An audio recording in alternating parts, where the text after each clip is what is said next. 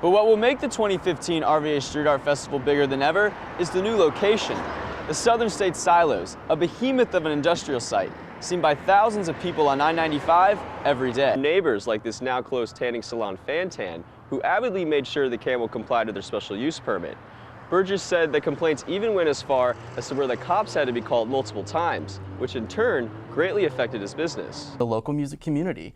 Insight's Cameron Vigliano is in the newsroom with more. Good evening, Cameron. Good evening, Will. The Camel is located on the 1600 block of Broad Street and is often characterized as a hot spot for the local music community.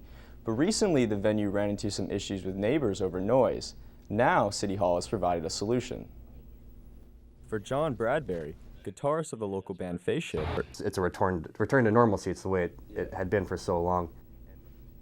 Now, Richmond City Council's Planning Commission has amended the special use permit to allow City Hall to revisit this issue later on if, in fact, the noise does become a problem. It's given the Camel a one-year trial period to see if the change works for nearby residents. Back to you, Will. Thanks, Cameron. There's a new plan going on through the city of Richmond to make Floyd Avenue a bicycle boulevard, a first for the city of Richmond. Insight's Cameron Vigliano has more on the story and what's going to happen. Adam Francis prefers Floyd Avenue to get to work for one reason. It's a serene ride. Beautiful neighborhood, and also the road is nice. Lots of stop signs, and most people that drive on Floyd are very aware of bikers, so it's really safe. The latest plan from City Council calls for the bike boulevard to start at Laurel Street on VCU's campus and stretch west down Floyd about 2 miles to Thompson Street. Cyclists and cars will encounter 11 traffic circles, 3 bump outs, and no stop signs. The idea behind this is to slow down traffic, making it safer for bicyclists. With the introduction of bump outs, parking in areas like these here on Floyd Avenue, which is considered illegal, will soon be taken away.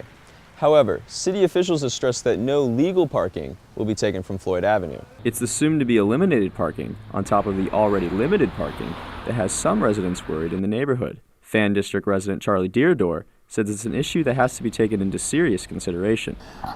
Look, I understand that we need safe means of travel for these bicyclists, but I think there's a middle ground, and I think this is not it. 5th District Councilman Parker Agelasto, a resident of Floyd Street, has hopes the bicycle boulevard will encourage residents to bike when visiting nearby Main and Cary streets. So what we're hoping is that many more people will consider riding a bicycle when they're going out to dinner or when they're going to Carytown for a festival or something else, given the limited parking. The project has a price tag of a little over $500,000. About $400,000 of that will come from the state. For VCU Insight, I'm Cameron Vigliano.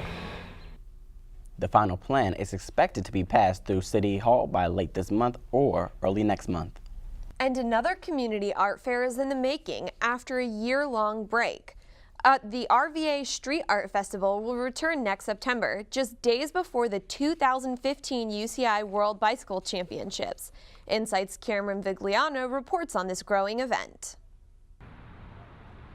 This will be the 3rd RVA Street Art Festival to take place, and as Councilman John Beliles of the 1st District says, you can expect next year's event to be much better than the previous 2. Each year we've ramped it up a little bit.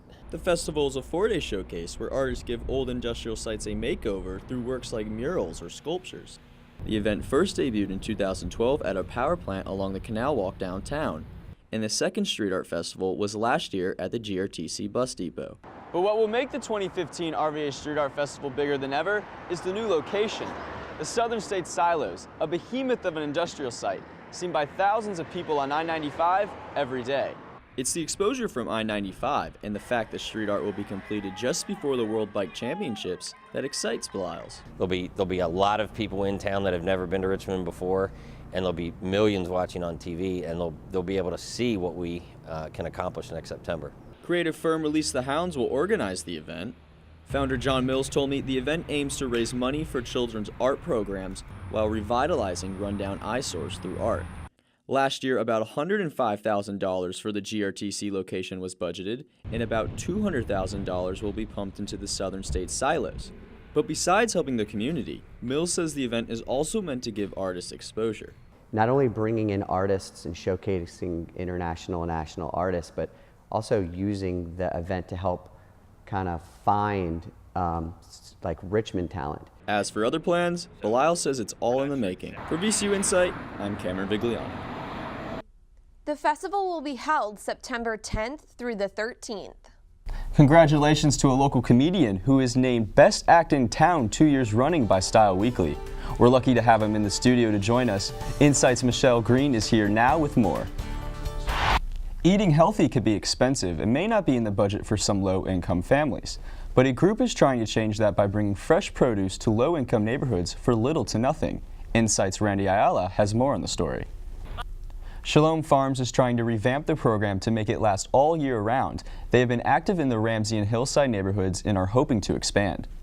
Anthem Richmond Marathon celebrated its 37th year on November 15th, and despite low temperatures this year's entry records shattered last year's.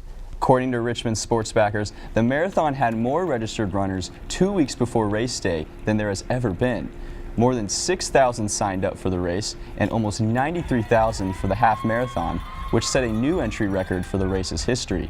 Anthem Richmond Marathon is also now the 27th largest marathon in the nation. One ranked team here at VCU is getting national attention and working hard to keep it for their upcoming season. And no, we're not talking about basketball, but a sport that you may not have heard before. Insight's Alex Trias is in the newsroom with more on the story. Good evening, Alex. Good evening, Cameron. Now, if you want to see the panels, they are usually up for 6 to 8 months at Strawberry Street Cafe. The artist Bunny Cummer drew our own VCU Insight logo. And here it is.